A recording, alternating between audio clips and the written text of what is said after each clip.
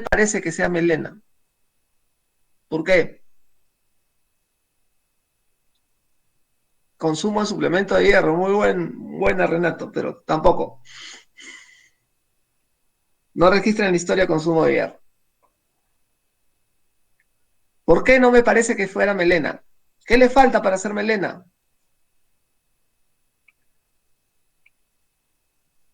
¿Olor? ¿Olor fétido? No.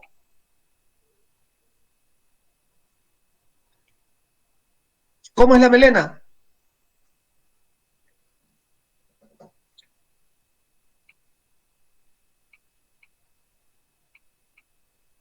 Exacto, negra como brea. Acá dicen heces marrones negruzcas. No es exactamente melena. En todo caso, lo tendríamos que corroborar. Lo tendríamos que corroborar. Si el paciente tiene una hemorragia digestiva que no necesariamente llega a melena porque no son características de melena, le podríamos corroborar con un examen de sangre oculta en heces, Tevenon en heces, ¿ok? Pero técnicamente, exactos, pero técnicamente, de acuerdo a lo que me está mencionando, no lo puedo calificar como melena. La orina amarillo oscuro por 3 días puede verse a muchas causas, ¿ok? Puede verse a muchas causas. Puede ser una coluria, como dicen ahí, pero es algo que tenemos que considerar y tenemos que evaluar de repente en el contexto de la historia clínica. Seguimos avanzando. Miren, hace un mes el paciente vuelve a acudir al hospital del Cusco, pues parece que había mejorado, por presentar disnea a pequeños esfuerzos. Ya la disnea parece que avanzó. No manejable, una astenia más marcada y fatiga, además de dolor precordial, sigue con dolor precordial opresivo, tinnitus persistente, sensación de baja de peso corporal y fiebre intermitente acompañada de escalofríos y sudoración, por lo que es hospitalizado y sometido a diferentes exámenes, concluyendo con la derivación del paciente a un hospital de Lima, el Hospital Los de Mayo. Ingresa hace 5 días con disnea severa, palpitaciones, dolor precordial, astenia marcada, sensación de alza térmica y tos seca. ¿Qué pasó? ¿Qué les parece? ¿Se complicó el paciente o no?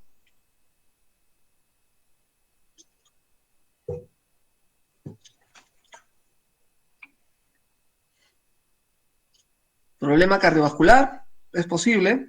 El paciente ha tenido una disnea progresiva que ha ido de leves esfuerzos, ahora pocos esfuerzos, ha estado con ortopnea, como ustedes han visto, se le ha agregado la fiebre, ¿no es cierto? Y eso ha hecho que el paciente se complique. Lógicamente, por el tiempo de evolución, ya el paciente ha hecho pérdida de peso. Astenia más marcada, acuérdate que está pálido, probablemente debe estar también con anemia y eso también condiciona mayor fatiga, ¿no? Patología cardíaca exacerbada, interesante. Podría ser insuficiencia cardíaca crónica descompensada, muy bien.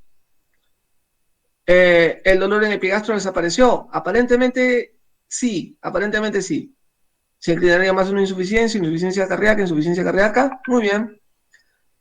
Todos los síntomas llevan a que hay probablemente un cuadro de insuficiencia cardíaca. Yo creo que eso se correlaciona con la disnea, la baja de peso, la caquexia, el dolor en hipocondrio, que puede ser por congestión hepática, ¿ok? Y a la larga eso puede llevar incluso a cuadros digestivos, ¿no es cierto? Insuficiencia cardíaca crónica descompensada, ¿ok? O puede ser crónica reagudizada en todo caso, hay formas de poder decirlo. Es un dolor torácico opresivo, retroesternal. No lo califican en ningún momento como angina. Les puedo comentar algo en ese sentido, doctores. Hay pacientes que tienen lesiones valvulares, ¿ok? De cualquier índole, lesiones valvulares de cualquier índole, y van a tener dolor torácico de manera inespecífica. No necesariamente es angina, ¿ok? Dolor torácico tipo angina se asocia netamente a la valvulopatía aórtica, pero cualquier otro tipo de lesión valvular está asociado a dolor torácico de manera inespecífica, ¿ok? No está calificado como una angina. No tendría el perfil correcto para poder decir que es una angina. Es un paciente relativamente joven de 35 años sin factores de riesgo. Secundario a una insuficiencia aórtica, sí, es posible. Le llama la atención la sed, La sed puede ser por el exceso de la fiebre, ¿ah? Edema y coluria, ¿ok? Un hígado congestivo puede hacer coluria. Puede asociarse a un cuadro de síndrome de insuficiencia renal también, pero la insuficiencia renal endoscópicamente lo que más nos va a dar es el edema facial, más es el edema facial, ¿ok?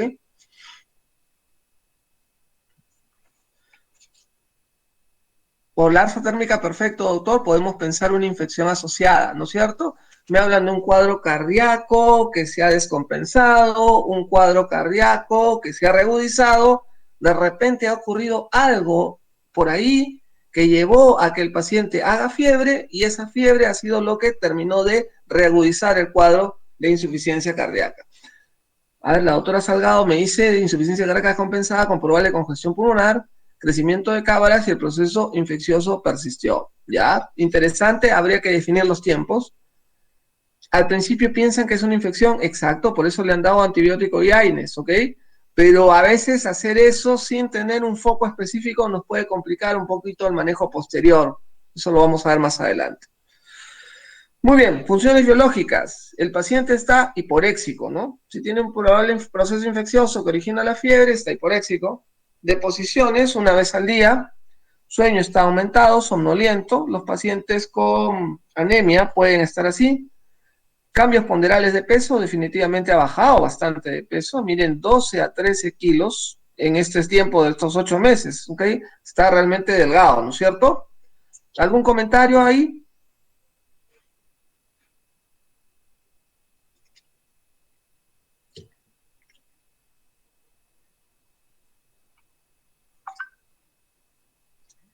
Perfecto, dentro de los diagnósticos sindrómicos podemos presumir que hay un síndrome consuntivo, ¿ok? Que puede estar establecido dentro de otros síndromes o puede caminar por su lado asociado a la patología de fondo.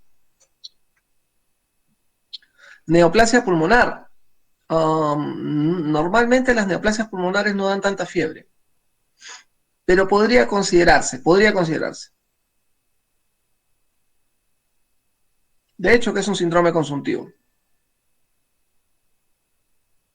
Asociado a un cuadro de cáncer, como dice Renato, o asociado a un cuadro de insuficiencia cardíaca crónica descompensada también. Muy bien, doctores, vamos a continuar. Tenemos antecedentes, interesante. Antecedentes personales generales. El paciente vive en una vivienda de adobe con 4 habitaciones, donde viven 6 personas. Su vivienda cuenta con luz, agua y desagüe, cuenta con comodidad. Crianza de animales, vacas, animales domésticos, gato y perro dentro de la vivienda.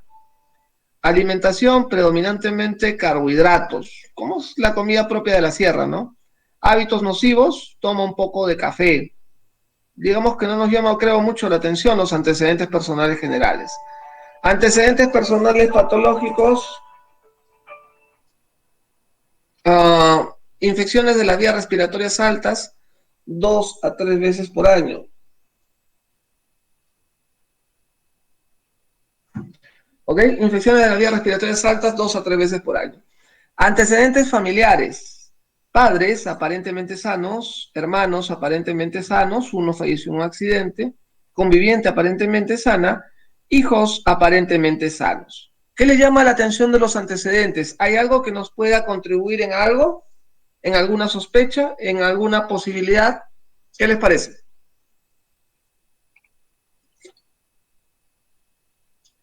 Infecciones recurrentes, infecciones de vías respiratorias, por la CIR adenovirus, también pueden ser causa de miocarditis. Cualquier virus puede ocasionar miocarditis si es que uno está predispuesto y con las defensas bajas. Infecciones repetidas, 3 veces al año, infecciones de las vías respiratorias no tratadas. Sí,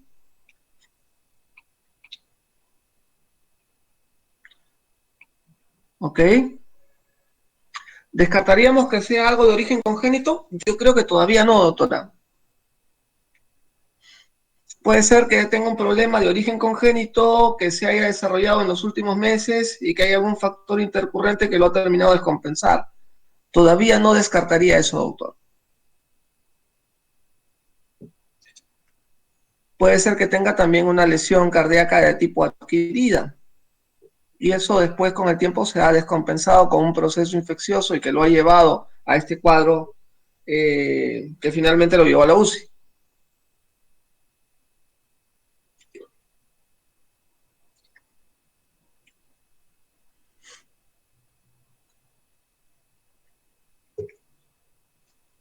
Muy bien, doctores, vamos a seguir. El examen físico, temperatura actual 36.5, frecuencia respiratoria 30, frecuencia de pulso 104, presión arterial 105 de sistólica, 40 de diastólica, peso 38 kilos, talla 1,68 m, índice de masa corporal 13.5. ¿Qué les parece, doctores, estos signos vitales? Comentarios.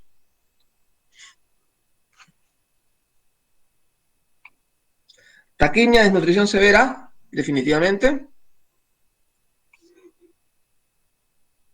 El escape diastólico es un término que no escucho hace mucho tiempo, pero muy interesante, Américo, característico de insuficiencia hídrica, ¿ok? ¿Está en hipotensión? No necesariamente, ¿eh? ¿No se puede descartar hipertensión por la hipertensión? No. Puede ser que sea un hipertenso que esté tratado con medicación o puede ser un hipertenso que por el proceso de fondo cae la presión, pero no creo que vaya por ahí por la hipertensión. Hipotenso tampoco podría decir que está hipotenso. Por ahí el doctor habló de un escape diastólico. Ahí está, ¿eh? Mateo dice, uno de los determinantes de la presión arterial diastólica es la competencia de la válvula aórtica, y en este caso se puede sospechar incompetencia de la válvula aórtica. Sí, una incompetencia de la válvula aórtica da una presión de pulso, doctores, da una presión de pulso incrementada. ¿Cuál es la presión de pulso? La diferencia de la sistólica con la diastólica. Cuando la presión de pulso está muy incrementada, exacto, ahí muy bien lo está poniendo el doctor Mesa y la doctora Cárdenas, eso me haría suponer de que de repente puede haber un cuadro de insuficiencia aórtica, pero no es la única posibilidad. También en la persistencia de un conducto arterioso. Una insuficiencia aórtica es una lesión valvular. La persistencia del conducto arterioso es un problema de cardiopatía congénita. Fístulas arteriovenosas también te pueden hacer esa diferencial de pulso. El ritmo de galope es el famoso tercer ruido cardíaco. El ritmo de galope generalmente lo que te va a evidenciar es una insuficiencia cardíaca descompensada. Yo creo que por la historia clínica, aquí el paciente probablemente pueda tener ritmo de galope. Pero acuérdate, ritmo de galope es insuficiencia cardíaca descompensada. ¿La fiebre intermitente es llamativa? Sí. ¿Qué pensarías, Mateo? La temperatura sería post-tratamiento, sería bueno, claro. Es post-tratamiento, probablemente debe haber bajado. ¿Puede ser un FOD? Sí, claro, podría ser. ¿Y esa es la causa de la descompensación de su problema cardíaco? Hasta ahora no hay foco infeccioso, sí, cierto. Eso es algo que tenemos que determinar en el resto del examen físico, ¿ok? Pero podrías ya pensarlo. Ah, acá hay un problema febril, tendremos que determinar el foco infeccioso y para eso lo examinamos. Eso lo vamos a ver más adelante, Marco, no te preocupes.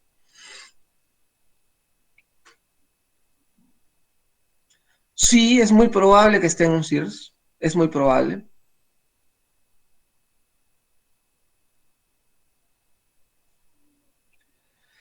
Muy bien, doctores, vamos a seguir. Miren qué datos interesantes más nos vienen. Aspecto general. Tipo constitucional, caquéctico, definitivamente. Mal estado de nutrición, regular estado de hidratación, pero sí está lúcido, orientado en tiempo, espacio y persona. Su grado de colaboración es regular, seguramente por lo que está muy disneico. Coloración de piel y faneras, pálido. Temperatura, fría. Tejido celular subcutáneo disminuido, lo cual se correlaciona con la caquexia, pero está pálido y con temperatura fría. Anémico, definitivamente. Cabeza, posición central, normocéfalo simétrico, frente amplia, sin arrugas, el muchachón todavía 35 años, región orbitaria, ojos simétricos, movimientos normales, párpados, movimientos normales, no retracciones, no tumoraciones. ¿Ok? Seguimos avanzando con el examen físico. Globo ocular, Halo senil, bueno, acá es una cosa rara, ¿no? Bueno, movimientos oculares normales. Eso del halo senil se debe haber traspapelado, no creo.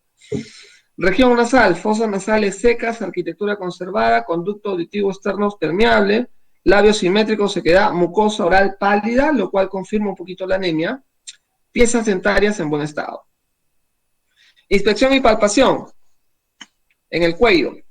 Cuello simétrico, adelgazado, tráquea central, movilidad conservada. Confirma danza arterial en el cuello. La danza arterial, ¿qué es lo que trasunta, doctores? Creo que me lo pusieron.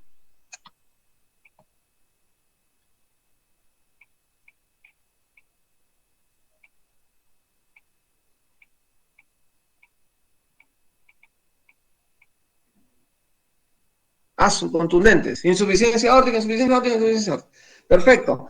Indicaría un cuadro de insuficiencia aórtica, ¿no es cierto? La danza arterial puede ser producida por un cuadro de insuficiencia aórtica, pero ya dijimos también por una cardiopatía congénita llamada persistencia del conducto arterioso o por el desarrollo de fístulas arteriovenosas, generalmente secundaria a un pulso saltón, un pulso martillo de agua. Pulso amplio e hiperdinámico, ¿ok?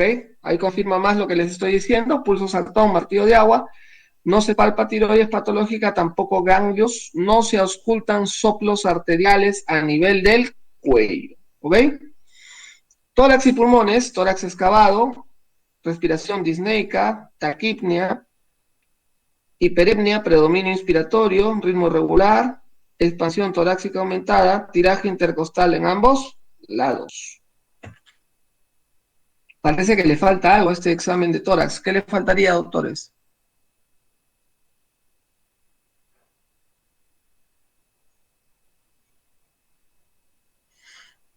¿Qué más preguntarían a este examen de tórax? Exacto, la ocultación. Exacto, o sea, el murmullo, o sea, hay crépitos, ¿no? Se quedó corto este examen, o me lo han pasado mal la historia. Bueno,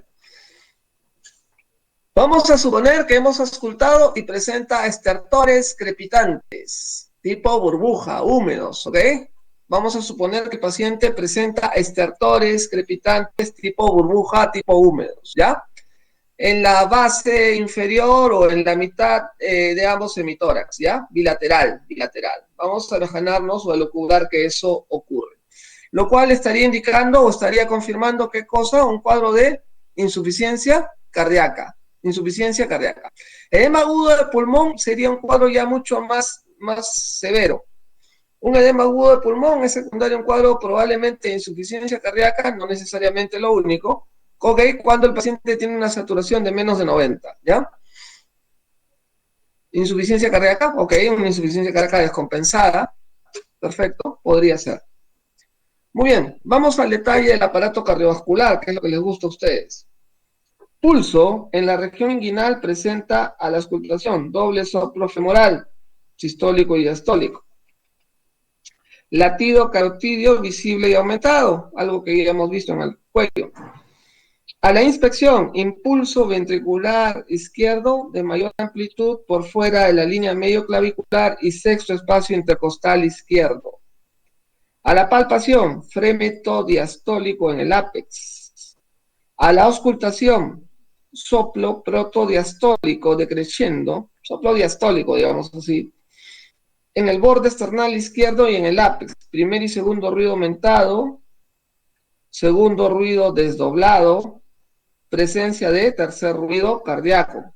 Presencia de tercer ruido cardíaco, ahí ustedes tienen el famoso ritmo de galope.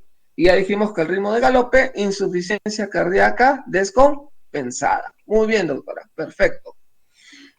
A ver, el desplazamiento, dicen ahí que sugiere hipertrofia. No, no, Mateo, no es exactamente hipertrofia. Lo que sugiere más es dilatación.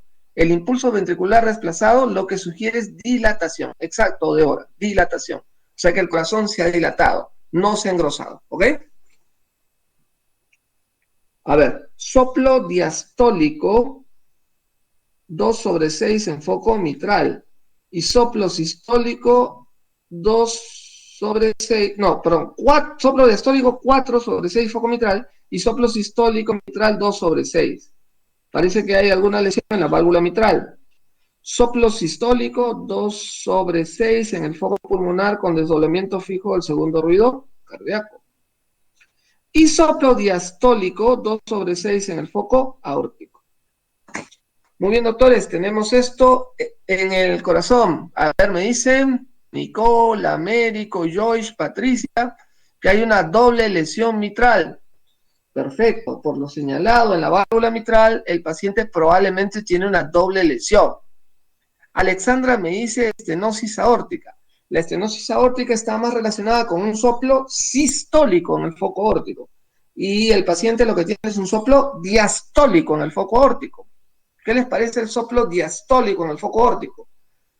Muy bien, ahí el doctor Vargas me dice insuficiencia aórtica. Joyce me dice estenosis de la válvula pulmonar. Eso es un poco más raro. Puede ocurrir, pero es bien raro.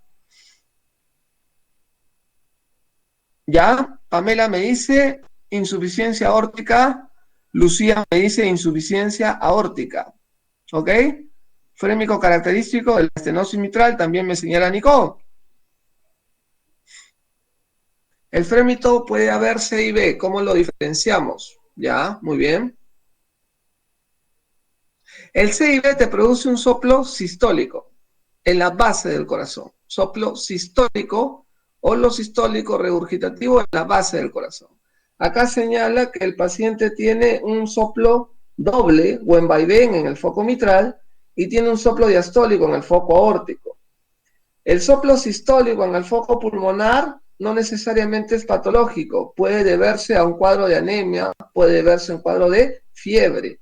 Muy comúnmente condiciona los famosos soplos fisiológicos, algunos le dicen soplos inocentes. Entonces, ¿qué es lo que podríamos precisar, doctores? Doble lesión mitral e insuficiencia aórtica. Muy bien, Pamela. Estoy de acuerdo contigo. ¿Algún otro detalle más? ¿O alguna otra duda más? Soplo de Austin Flynn. El soplo de Austin Flynn es un retumbo diastólico mitral, ¿ok? Se da por un reflujo de sangre de la válvula aórtica sobre el velo anterior de la válvula mitral, ¿ok? Podría producir un soplo de Austin Flynn. En medio de este corazón tan caótico que tiene tanta lesión, es un poco difícil poder encontrarlo, pero se podría dar. Forma parte de la insuficiencia aórtica. Muy bien, Paola nos ha hecho, Pamela Solís nos ha hecho un diagnóstico interesante, doble lesión mitral e insuficiencia aórtica. ¿Alguna otra observación más?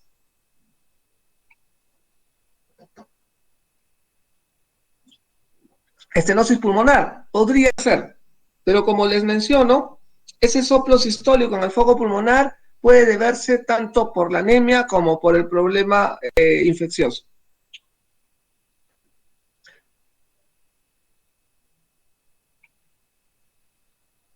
¿La fiebre por qué? Muy buena pregunta, Frank. ¿Qué pasó? Claro, la dilatación del ventrículo izquierdo, Pamela, en este caso estaría correlacionado con la insuficiencia aórtica. Y muy aparte, el paciente también ha tenido un problema en la válvula mitral que condicionó esa doble lesión mitral. ¿Qué pasó con la fiebre?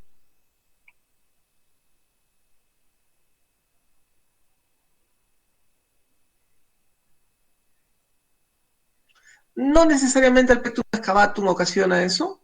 Puede darse en cualquier tipo de tórax.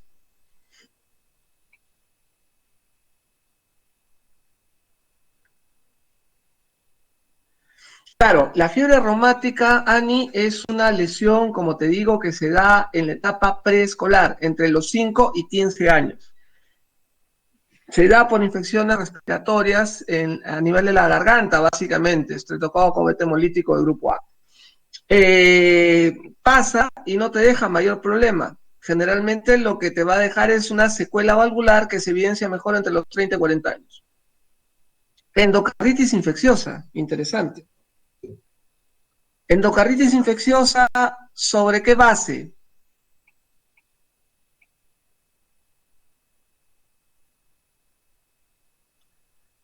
Miocarditis. Mm, podría ser, pero teniendo tanto soplo yo más pienso en otra cosa.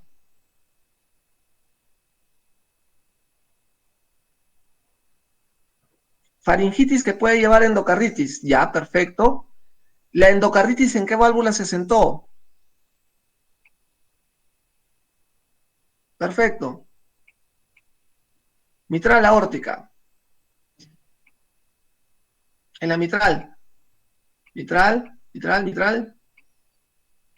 Mitral, mitral, mitral, mitral. Muy bien.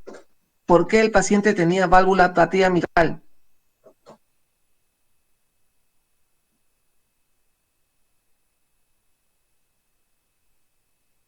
¿Qué pasó? ¿Qué llevó a que el paciente tenga esta valvulopatía mitral?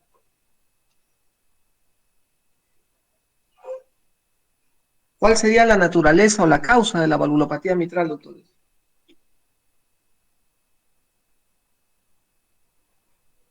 Ese es el soplo de Austin Flint. La insuficiencia aórtica que puede causar una estenosis mitral es el soplo de Austin Flint. Brucela es complicadísimo, es rarísimo.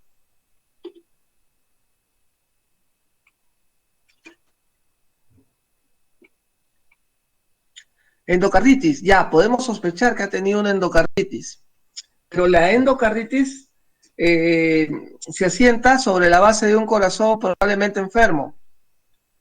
¿Qué es lo que tuvo el paciente que llevó a que haga endocarditis? Por ahí dice Ani, una enfermedad congénita. Si es congénita, ¿cuál podría ser?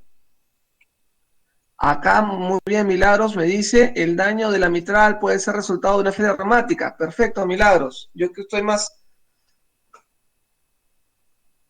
de acuerdo contigo. Enfermedad del tejido conectivo también puede darse. Es un poco raro que te dé tanta fiebre alta y que te lleve un cuadro clínico tan abigarrado como el que presenta el paciente. Entonces, es un paciente joven de 37 años que aparentemente tuvo una lesión en el corazón. Esa lesión en el corazón probablemente ha sido secuela de una fiebre reumática. La secuela de la fiebre reumática ocasionó, ¿qué cosa? ¿Lesión en qué válvula, doctores? Exacto, lesión en la válvula mitral. La válvula mitral es la que normalmente, muy bien, doctores, es la que normalmente tiene afectación secuelar de la fiebre reumática. Entonces, este es un paciente de 30 y tantos años que ha tenido lesión secuelar de una fiebre reumática, ¿ok? A nivel de la válvula mitral, que ha venido presentando síntomas y en algún momento estos síntomas se han exacerbado por un cuadro febril. ¿Qué le pasó a este paciente con valvulopatía mitral?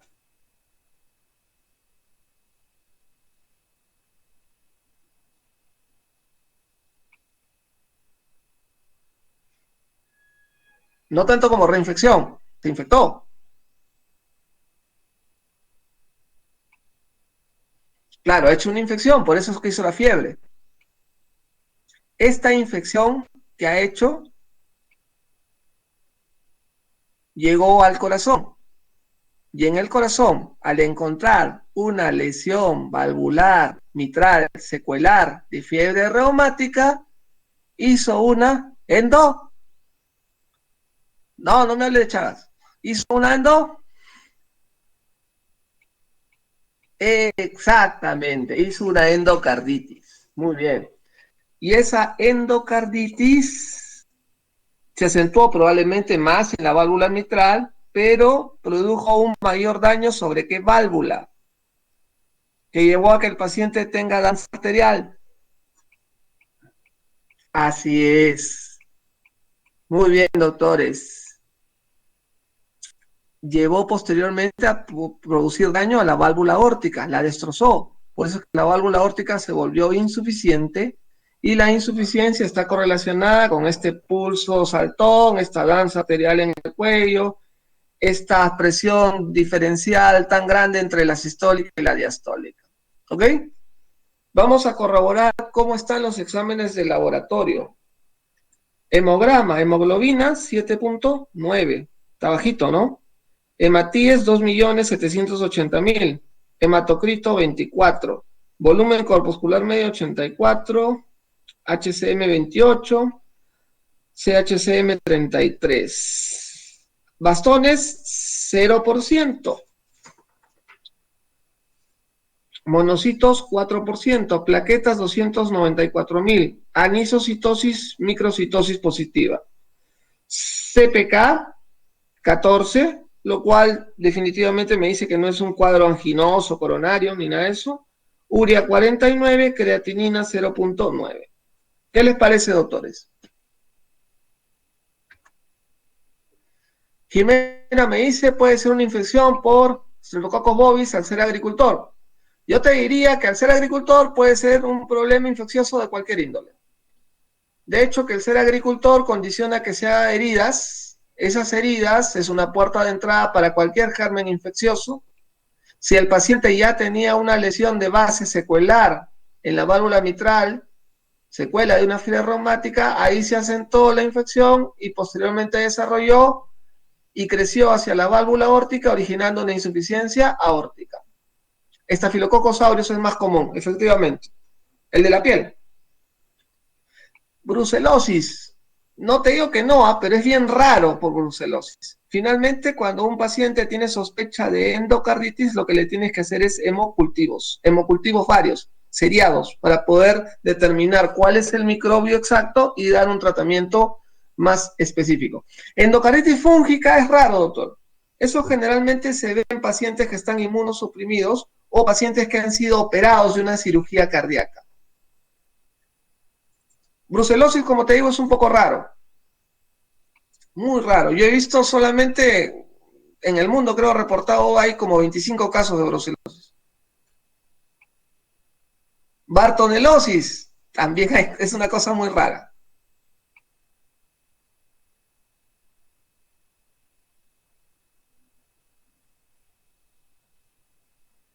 Lactato disminuido puede ser un indicador de diabetes mellitus tipo 2.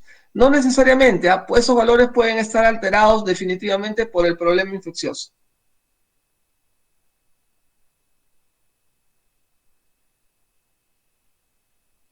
Eosinofilia baja descartaría proceso infeccioso por parásitos. Algunos parásitos pueden producir problemas con la eosinofilia, no necesariamente todos. Generalmente las eosinofilias están más relacionadas a problemas infecciosos. Citacosis, no.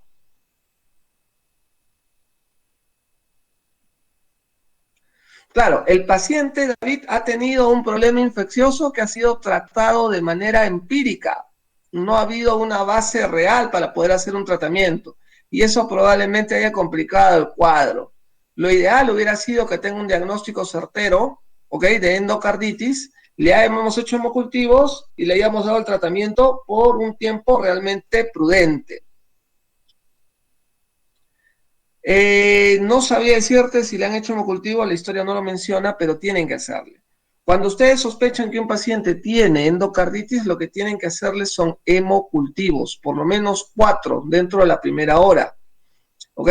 Hacen la limpieza propia de la zona donde van a sacar la sangre, tienen su aguja y su jeringa, tienen que pasarla por un mechero bien estéril, lógicamente esperar que se enfríe y toman hemocultivos cada 15 minutos, de preferencia 4 en una hora. Una vez que crece el microbio, dan un tratamiento específico. El tratamiento para la endocarditis, doctores, generalmente dura de 4 a 6 semanas. Más comúnmente son 6 semanas, dependiendo cuál sea el germen más específico. Pregunta de examen, ¿cuál es el germen más específico, o sea, más frecuente que ocasiona la endocarditis?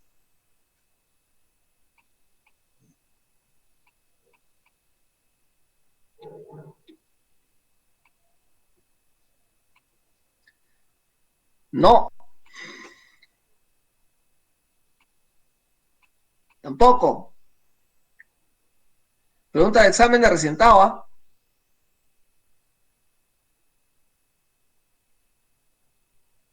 Estafilococcus aureus es el número 2.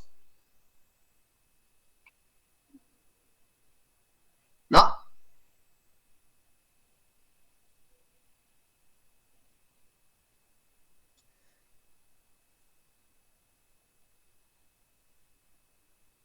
nada. Exacto, Marco André. Streptococcus viridans. ¿Ok?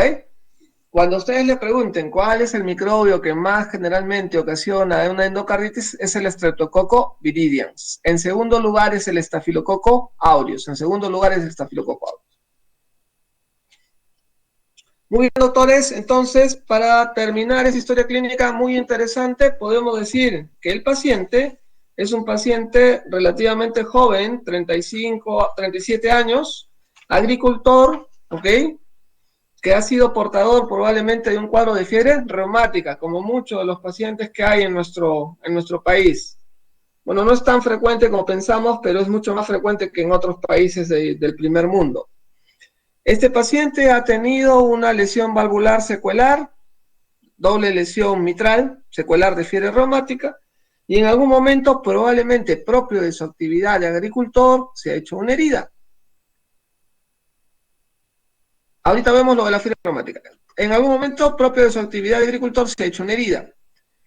Un microbio ha entrado por esa herida, ha llegado a la sangre, ha sido capaz de colonizar en una concentración inhibitoria mínima importante la sangre, ha llegado a afectar la válvula cardíaca, la válvula mitral también, pero sobre todo la válvula aórtica, ocasionando una ruptura de la válvula aórtica y una insuficiencia aórtica y un agravamiento mucho mayor del cuadro de insuficiencia cardíaca que el paciente ya venía teniendo por su problema secuelar de fiebre reumática a nivel de la válvula mitral. La fiebre reumática, como le digo, como pregunta Mateo, él la tuvo entre los 5 y 15 años de edad.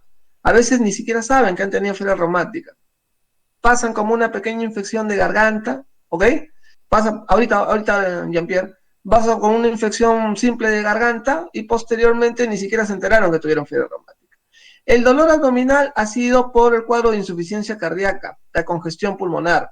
La insuficiencia cardíaca del lado derecho ocasiona hepatomegalia, ocasiona citis, edema de miembros inferiores.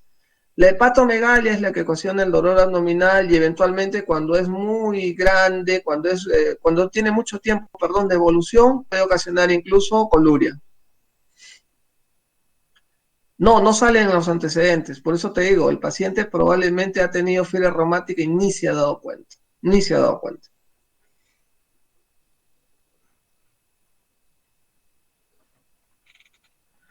Muy bien, doctores, ¿cuál es la triada clásica para sospechar que un paciente puede tener una endocarditis?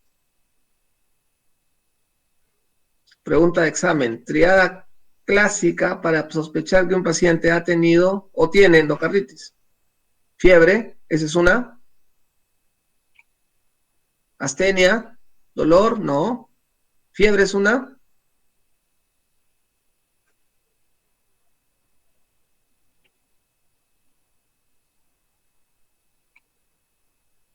Sudoración nocturna, no.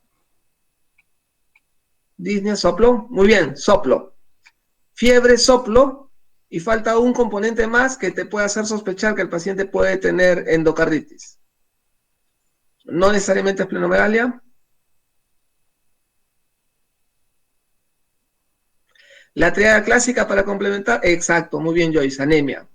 La triada clásica es fiebre, soplo y anemia. Cuando tengan un paciente con fiebre, soplo y anemia, uno puede sospechar que tu paciente está haciendo un cuadro de endocarditis, un cuadro de endocarditis.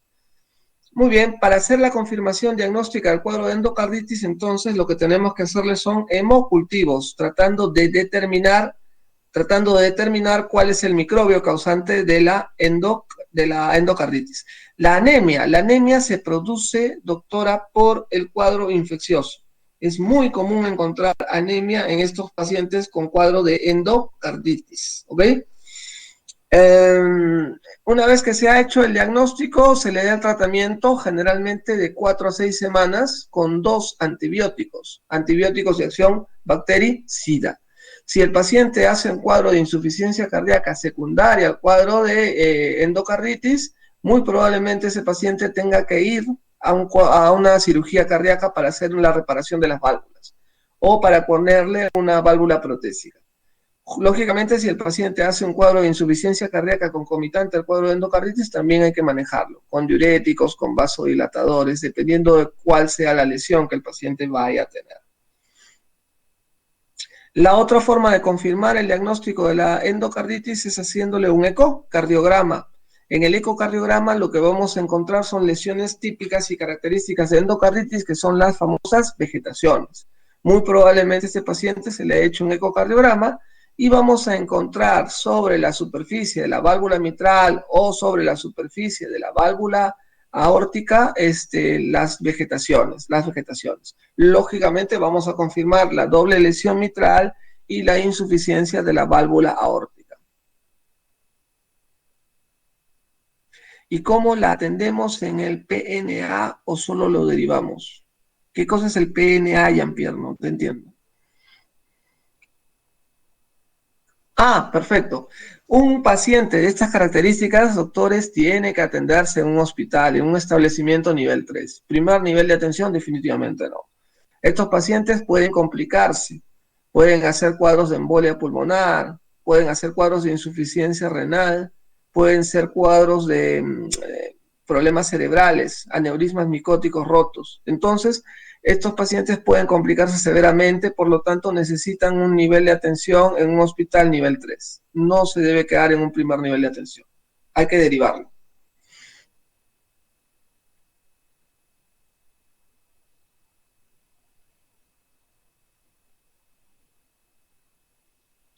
¿Alguna pregunta más, doctores, por favor, para poder ayudarlos?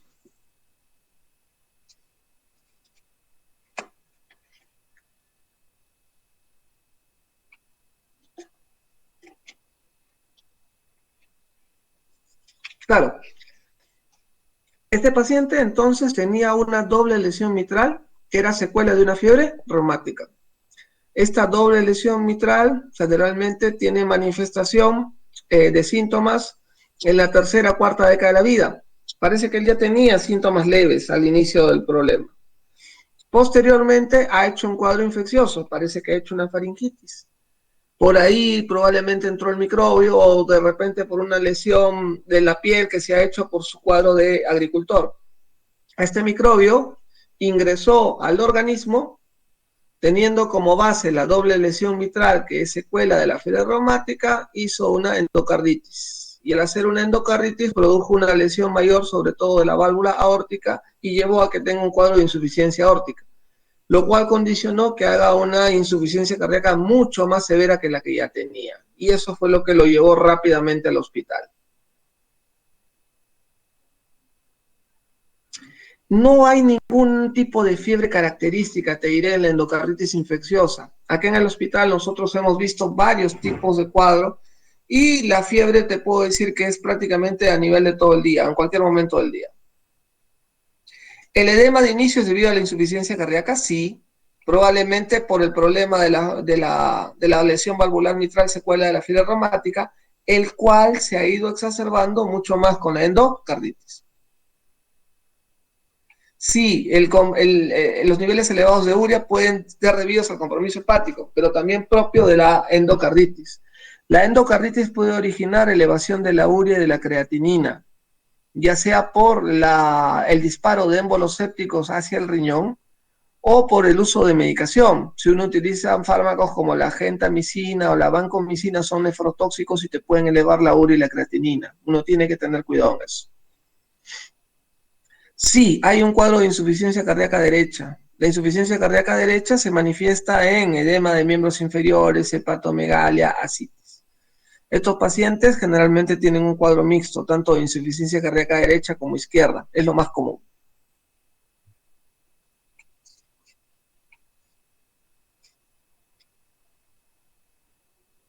El soplo de la endocarditis se evidencia sobre todo en la válvula que ha sido lesionada.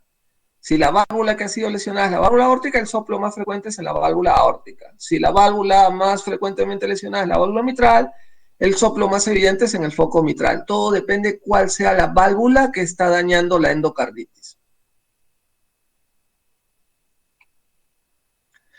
Claro, la insuficiencia cardíaca izquierda es la que con el paso del tiempo va a desarrollar insuficiencia cardíaca derecha. ¿Ok?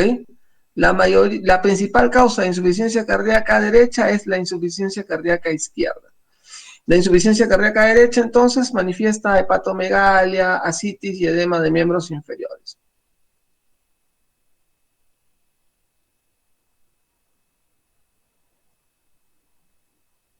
El soplo de Caricum se da generalmente en pacientes con problema de válvula pulmonar. Eso se da en pacientes con cardiopatía congénita. La verdad que no tiene nada que ver en este caso. La hepatomegalia definitivamente podría llevar a reflejo o hepatoyugular al inicio y posteriormente ya se ve una ingurgitación yugular mucho más marcada.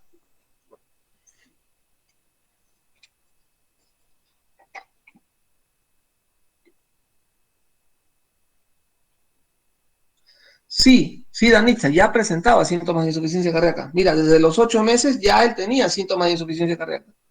Lo que pasa es que hizo un cuadro intermedio a la mitad de infección, probablemente de la garganta, y ahí hizo la endocarditis y eso exacerbó más el cuadro que ya tenía previo.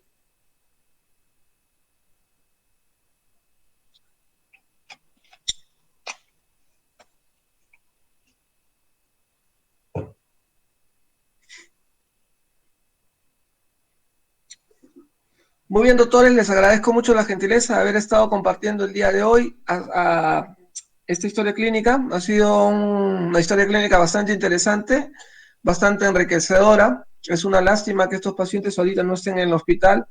Ustedes saben que estamos viendo puro coronavirus. El tratamiento del paciente, lógicamente, es antipiréticos para bajar la fiebre, antibióticos, 2 antibióticos de amplio espectro, y manejo de la insuficiencia cardíaca con vasodilatadores, inhibidores ECA y diuréticos. Ok, muchas gracias, que tengan buen día. Voy a seguir manejando pacientes con coronavirus. Cuídense, que les vaya bien.